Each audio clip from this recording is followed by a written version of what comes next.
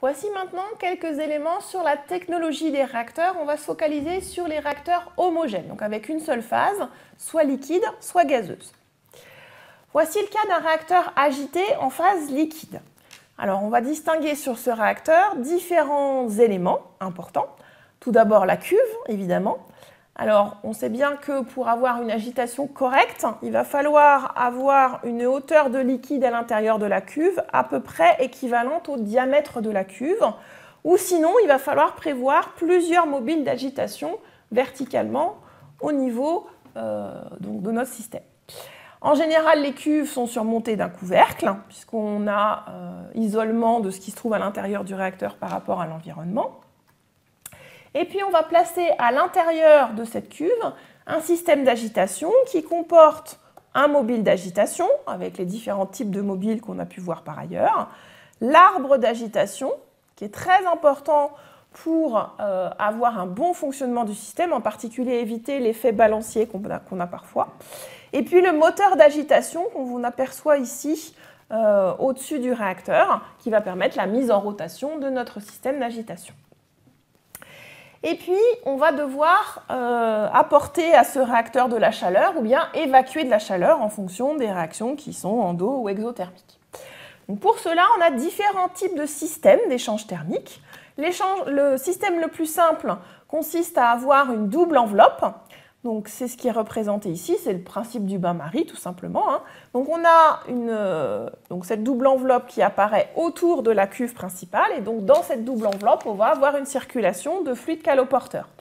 Alors lorsque le fluide caloporteur est une vapeur, on va l'injecter dans la partie haute et on va récupérer dans la partie basse la vapeur et les éventuels condensats qui vont s'être produits à l'intérieur de la cuve.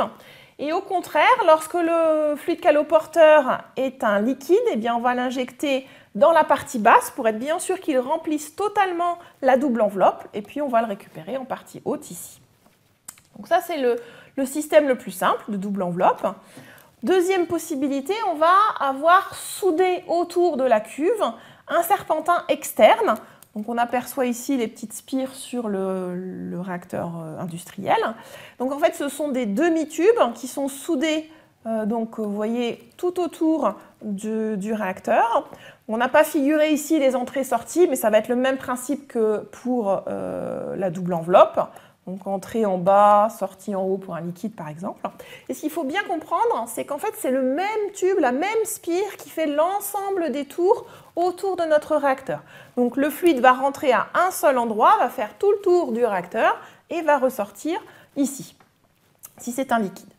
Alors l'intérêt de ce système par rapport à la double enveloppe, c'est qu'on va avoir un coefficient d'échange plus grand, en particulier lié au fait qu'on a une vitesse de circulation du fluide caloporteur qui est plus grande à l'intérieur de ce système. Par contre, on comprend bien qu'en termes de nettoyage, si on a des problèmes d'encrassement, d'entartrage, ça pourrait être un petit peu plus compliqué. Troisième possibilité, on va prendre un serpentin, mais cette fois-ci qu'on va plonger à l'intérieur de notre réacteur. Donc toujours le même principe, vous avez un seul tube qui va avoir donc une entrée et une sortie, et vous avez des spirales qui sont enroulées comme ça et qui sont plongées à l'intérieur du système.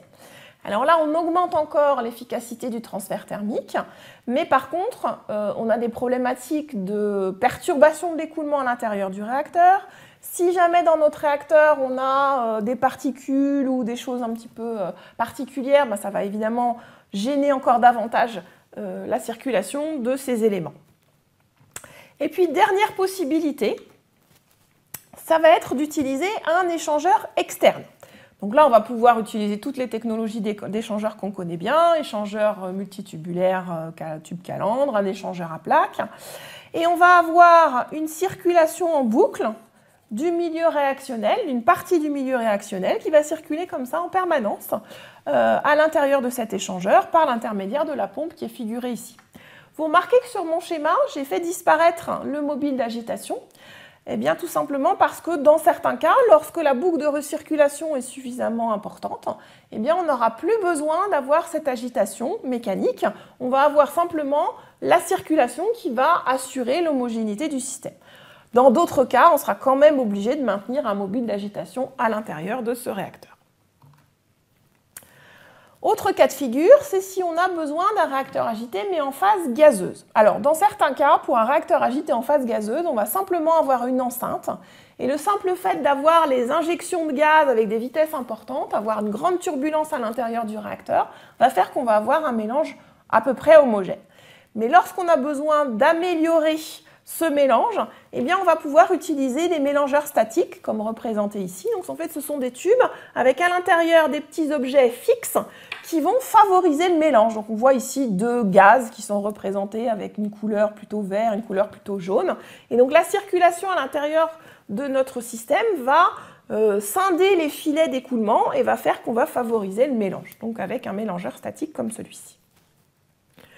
Si maintenant on veut essayer de mettre en œuvre un réacteur plutôt piston, eh bien on va utiliser un réacteur tubulaire. Et ce sera la même technologie que ce soit une phase liquide ou une phase gazeuse.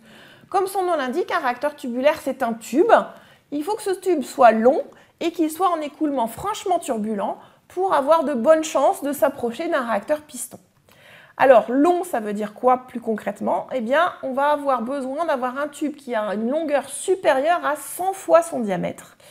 Et pour avoir un écoulement franchement turbulent, on va se placer à des nombres de Reynolds supérieurs à 10 puissance 4.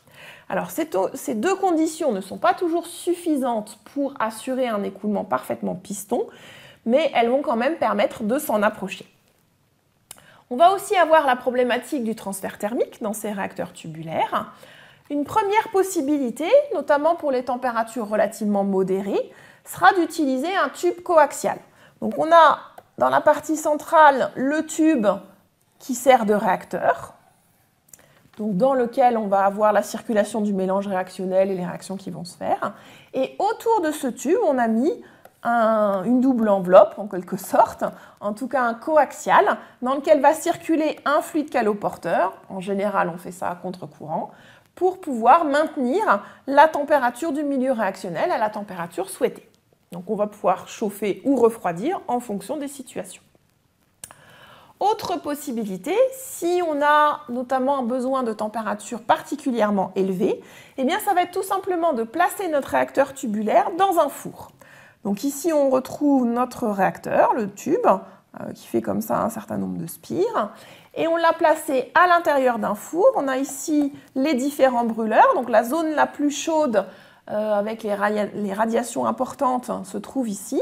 Et vous voyez qu'on a mis la circulation de notre milieu réactionnel dans la partie haute d'abord. Comme ça, on va profiter du préchauffage par les fumées qui viennent du four, donc des premiers mètres ou centimètres de notre réacteur tubulaire.